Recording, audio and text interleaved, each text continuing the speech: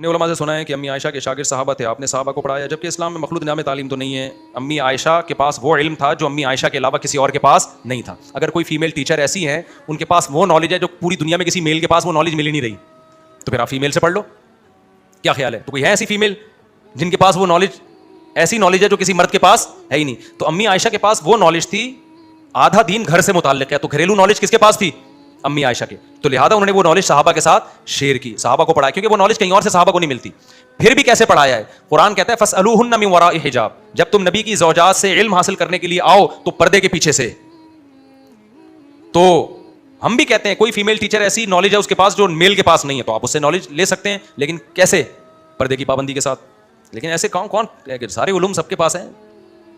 اچھا میرے بھائی ایک مولانا صاحب کہتے ہیں آج کل فتنوں کا دور ہے, آج کے دور میں 100% دین پہ چلنا بہت زیادہ بالکل غلط ہے. 100% دین پہ چلنا بہت آسان ہے آج کے دور میں, کیونکہ دین ایسا اللہ نے دیا ہے جو 100% ہر سوسائٹی کے لیے قابل عمل ہو, اور کچھ چیزیں ایسی ہیں جو ناممکن ہے تو وہ اللہ نے خود ہی چھوٹ دے دی ہے.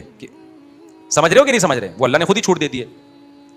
آپ کے بیانات میں 2018 سے سن رہا ہوں, پہلے میں آپ سے بیعت ہونا چاہتا تھا, لیکن آپ کو جب خلافت نہیں ملی تھی, اور اب آپ سے بیعت ہونا چاہتا ہوں. میں ابھی بیعت کر نہیں رہا لوگوں کو, اس لیے کہ ایک صاحب میں بڑے چپکو ہیں نا, بہت چپکو ہیں. میں اشارہ ایسا بتاؤں گا تاکہ ان کو سمجھ میں نہ آئے کہ ان کی بات ہو رہی ہے. وہ بہت فون کر کے چپکتے تھے, آتے چپ جاتے ہی نہیں تھے نا, بہت باتوں نہیں ہوتے, بعض لوگ بولتے جاتے ہیں. وہ آگے میرے پاس کہ میں آپ سے بیعت ہونا چاہتا ہوں. میں نے کہا یار جب تم بیعت نہیں تھے تو اتنے بڑے چپکو تھے, جب تم مجھے اپنا مرشد مان لو گے, میں نے دل میں کہا, اس سے نہیں کہا, تو پھر تو میں تو کسی کام کا رہوں گا ہی نہیں. اب میں بہانے تلاش کروں اس کو کس طرح سے بھگاؤں نا. بہت اصرار کیا نا کہ میں آپ سے بیعت, میں نے کہا بھائی میں اگر آپ کو بیعت کروں گا تو مجھے کون بیعت کرے گا؟ پھر مجھے الگ سے ایک اور پیر و مرشد چاہیے ہوگا جو اسپیشل آپ کی اصلاح کے لیے مجھے گائیڈ کرے, کیونکہ میرے اندر آپ کی اصلاح کا اسٹیمنا نہیں ہے. ایک الگ سے مجھے اپنا نیا شیخ دیکھنا پڑے گا جو آرڈر پہ بنواؤں گا اس بندے کی اصلاح کے لیے, اس کو برداشت کرنے کا حوصلہ کیسے پیدا ہو.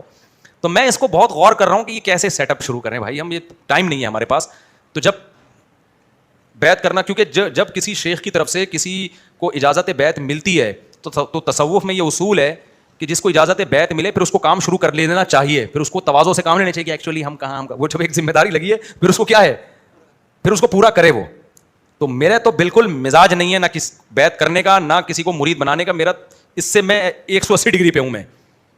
لیکن اب بڑوں کی طرف سے چونکہ ایک بات ہوئی ہے تو پھر ہم اس پہ غور کر رہے ہیں کہ یہ سیٹ اپ کو شروع کیسے کریں, ہم کیسے اس کو مینیج کریں. لوگوں کے خطوط آئیں گے, لوگ رابطہ کریں گے, ہمارے پاس تو ٹائم ہی نہیں ہے لوگوں کو سنبھالنے کا, تو دوسرے کام بھی ہیں. تو پھر میں نے دوسرے مشائخ سے بھی رابطہ کیا, آپ اتنا کراؤڈ کیسے سنبھالتے ہو؟ تو اکثر وہ حضرات ہیں جو پھر اسی کام کے ہیں, وہ سنبھال لیتے ہیں. لیکن جس کے علمی کام بھی ہو, جس نے مدرسے میں کتابیں بھی پڑھانی ہو, جس نے فتوے کا کام بھی کرنا ہو, جس نے بیانات کے لیے بھی جانا ہو, ٹریولنگ بھی ہو, نماز کی بھی پابندی کرنی ہو جماعت یعنی پڑھانے میں, تو پھر بہت ساری چیزیں اس میں پھر دیکھنا پڑتا ہے.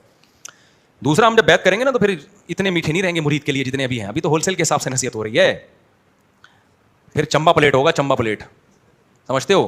کیونکہ اصول یہ ہے کہ جب آپ کسی کو اپنا مرشد مان لیتے ہو نا تو زندہ بدست مردہ, پھر اپنے آپ کو اس کے حوالے ایسے کرنا پڑتا ہے جیسے مردہ غسل دینے والوں کے حوالے ہوتا ہے, ٹھیک ہے, جدھر کو کروٹ دے.